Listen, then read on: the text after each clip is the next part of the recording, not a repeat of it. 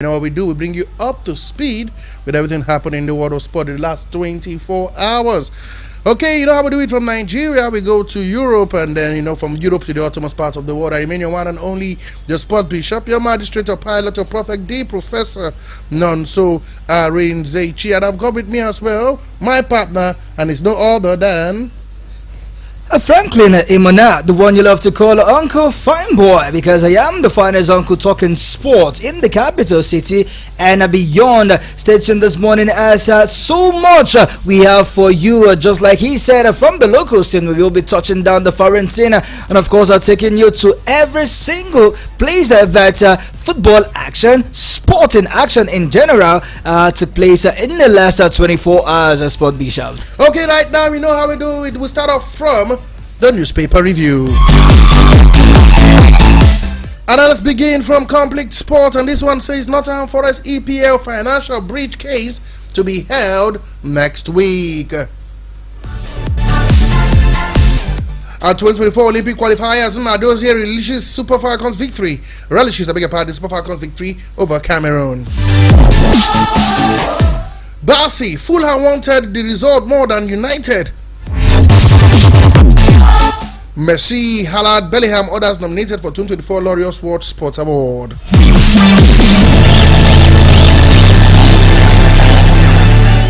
And now to come back here to Nigeria, we know that AC Milan boss urges Chukwueze to step up his game.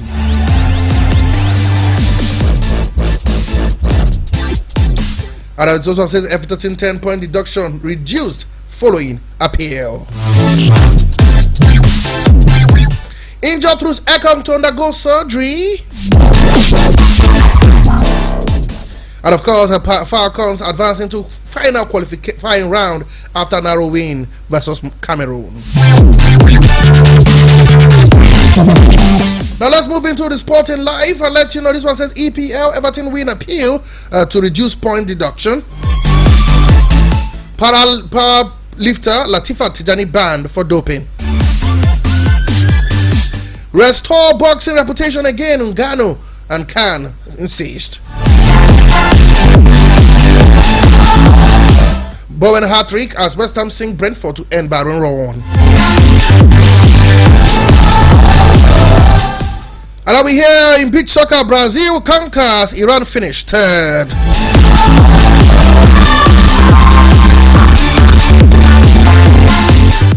And now we move on to Punch Sport, and let's start off from athletics here, where it tells us that World Indoor Amasu out, Brume Ekwachi in. Yegbeni Olofin Jano inspires APFL Youth League players. And Chelsea Arsenal get Osimhen transfer boost. To tennis, this one says Toriola backs on Quadri for Africa Games glory, and a Falcon inch closer to Olympics after Cameroon win. Fine boy, what you got for us from the nation? Alright, from the nation, a newspaper quickly, no time to check time. This one reads Paris 2024 Super Falcons edge Lionesses to a final round, and Fulham Bassia reviews winning magic against Manchester United. Police games will boost sports tourism, so says Oyo State Governor Engineer Sheyi Makinde. And this one says Lobby's Adebayo thrill over MPFL win. Everton's 10 points EPL deduction slashed to 6. And in the world of boxing, Saudi showdown MMA expert tips Ngannou to beat Joshua. Nigeria under 18 handball team lands in Uzbekistan. Nigeria under 18 handball team lands in Uzbekistan. And finally, from Nations and newspapers, this one says Guardiola wary of tricky FA Cup test. And away from that, let's touch down Vanguard newspaper as top stories are emanating from these newspaper. This one reads Savio quick fires double takes Girona back to second with the win over 10-man Rayo Vallecano. Breastfeeding athletes set to be offered special hotels at Paris Olympics. And the Super Falcons people Cameroon want go to keep Olympic qualification dream alive. And Murray again hints at impending retirement. 5 times referees have been replaced in a match. This one is exclusive from Vanguard newspaper. And finally, this one says, Carabao Cup, we are not happy, says Chelsea's Petrovic after loss. Channel the sadness to success in subsequent games. My advice to you, Petrovic. Okay, that's the latest we can get to you from the transfer, from the newspapers. I beg your pardon, across Nigeria. And now let's move straight into the local scene. News from the local scene. Okay, guys, let's start off from, of course, the biggest news. It has to be the biggest news where we can confirm to you that Nigerian Falcons progressed to the Paris 2024 final qualifying round after a 1-0 win against Cameroon in Abuja on Monday. The Falcons went into the second leg of the third round tie, getting a win after holding Cameroon to a goalless draw in the reverse fixture in Douala. Esther Koronko was a hero as her 14th-minute strike was enough to send the Falcons through. The last time the Falcons faced Cameroon in the qualifiers for the Olympic was in the race for London 2012. After the first leg in favor of the Falcons, the Cameroon also won the second leg 2-1 before going on to win on penalty shootout and qualifying for 2012 Olympic. The Falcons are seeking for a first Olympic appearance since Beijing 2018. They would face South Africa in the next round. Fanboy, you were there live in that stadium. I was there as well. What a win for Nigeria. So I would say maybe not the prettiest, but job done. Just like a certain Mourinho, we always say it doesn't matter how you play, what matters is the result, and that was exactly what the ladies yesterday did. They knew what was at stake. They know that defeating Cameroon will give them that edge over qualifying for the Olympics after 16 years of absence. One woman stood taller, not Esther Koronko for me, but the ever reliable African best goalkeeper for 2023. Talking about no other but Chiamaka Nnadozie. She stood tall, clean sheet in both legs, stopping every attack onslaught from the Cameroonians, as well as making sure that her defenders are well positioned to stop any daunting runs from the Cameroon. It was indeed an amazing sight to behold. I was speaking with the fans shortly before the game, and she was so confident. There was something she said that it got to my heart. She was like, the Super Falcons hardly disappoint. Yeah. Whenever they come out to play football, there's this win-win mentality that they have, and that was exactly what they displayed yesterday. It was such a good game. But then in the second half, exactly in the 76 minutes, Pat Bishop, we saw the Cameroonians trying to do some, should I call it a voodoo or a juju kind of antics, where we saw their players going to our net and trying to shake it off, want to do something, say some incantation. But thank God for Nnadozie, who stood ground and shoved her countless times aside that, look, where are you going to? And she did the same again in the 89th minute, and she was shown the red card. Talking about near of Cameroon, she was shown a straight red card when she punched Nnadozie on her tummy. But come on, we keep saying football is a fair play, but the Cameroonians wanted to play dirty and spiritual, but we curtailed them the best way we could. Anyway, I don't think football is spiritual. It's garbage in, garbage out. If you ask me. In Africa, they would think otherwise. Anyway, we heard getting news as well that Super Eagles captain, I beg your pardon, William Truth Ekong, we hear he'll be out of the season. He faces a surgery on his ruptured bicep in his right leg, and the sad news was that this injury happened in the second game of the Afcon. This guy's powered through onto the final game, and now for the club is bearing the brunt of this injury. He picked that injury against the host nation Cote d'Ivoire in the second game, just like you rightly said, and he played all through. Not really playing all through. He gave 200% in every single game. You could barely see that this guy had injury. Then imagine if he was a fully fit, it would have been a new or a whole new story entirely. But come on, this is the kind of performance we want to see. This is the kind of attitude to your national team calling that we love to hear. here. He reminds me of a certain Taribo West when he picked up that head injury in the game against that should be Zimbabwe in 1997, and he played with blood dripping on his head all through the game. This is what we call patriotism at its peak. Kudos to William Trust Ekong. We hear that he will be out until the end of the season. If he recovers early, then he might join his team towards the end of the season. But for me, I will say picking up such a crucial injury and playing all through, it should just give the season a rest. To me, he's a winner. Okay, still talking about Nigerian football, South Africa. You know, we talk about the fact that Nigeria set up a friendly game against Argentina, and that game will play at the Coliseum Stadium in the United States. South Africa also are not resting on their oils. They will be playing a friendly game against Algeria, and of course, not forgetting Andorra in the build up to that game against Nigeria. Good friendly for me, if you ask me. Don't forget, I asked a question some few weeks ago. Why not play an African team when you're playing an African team? Right now, you see them, they mix it, Andorra from Europe, Algeria from Africa, preparing for Nigeria. And we're playing against a South American team that we know that they are ranked number 1 in the world. They play a kind of a similar football to Africa, but theirs is much more technical.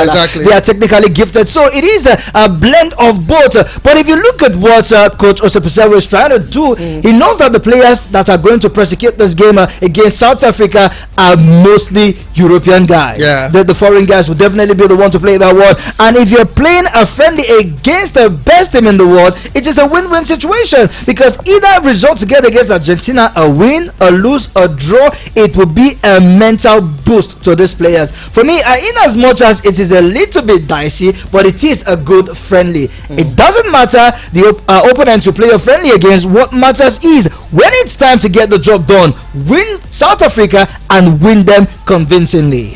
We'll wait and see how things pan out in that one. So talking about, don't forget that game will be played against South Africa, Andorra and Algeria.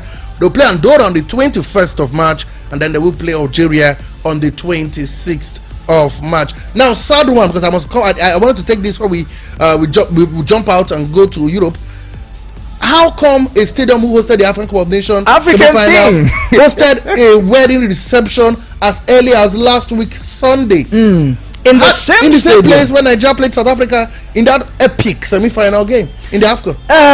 The Sport Bishop at the Felix Openia-Begnia Stadium right there in Cote d'Ivoire. It is a stadium that is known for its glamour and its colorful nature. I haven't been there, but pictures and videos that gives it these impeccable view to the eyes. But you know, Africans, we tend to want to celebrate everything, and one of the things that we lack is this maintenance culture when it comes to facilities with the stadium inclusive bearing the brunt. It is either we are celebrating some unceremonious activities, if you ask me, or we are using it for religious purpose. Now a wedding was done in the same stadium. I wonder where the groom sat and where the bride sat as well, and we had a guest in the stadium as well. Sport Bishop, it is something that we must frown out. It's quite laughable.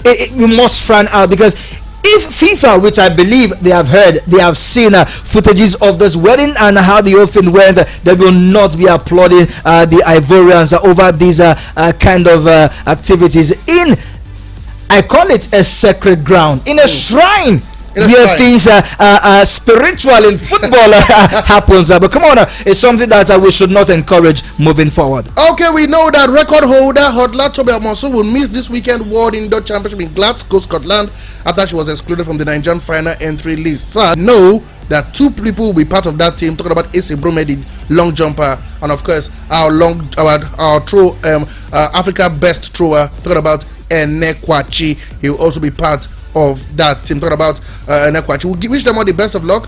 Hopefully we'll see what they can do so well for Nigeria. Don't forgetting our 400 meters. Talking about Sunday Bada Olusoji Fosuba, that they're trying to break that record they did in 1997 and of course in 2008. We'll move on right now from Nigeria to the foreign scene. Let's take you to the foreign scene. Okay, we'll begin from, of course, that big news that broke just before the game between Nigeria and Cameroon, where we heard that Everton's penalty for breaching the Premier League financial rules has been reduced to 10 points, from 10 points to 6 points, and we heard that Everton are happy with that one. They move up from 17th to 15th on the table, but the funny part is that they could still go under the knife. How do I say it so? they can still suffer loss because they are still going under investigation. We hear they would hear their charges, them and Northern Forest, for another alleged breaches in their account for 2022-2023 season. Chelsea, we don't know if they have been let go. Manchester City have a 115 count charges against them, and that has not been finalized. The hearing will be don't forget, it's one after the other. Everton's hearing has been done and done.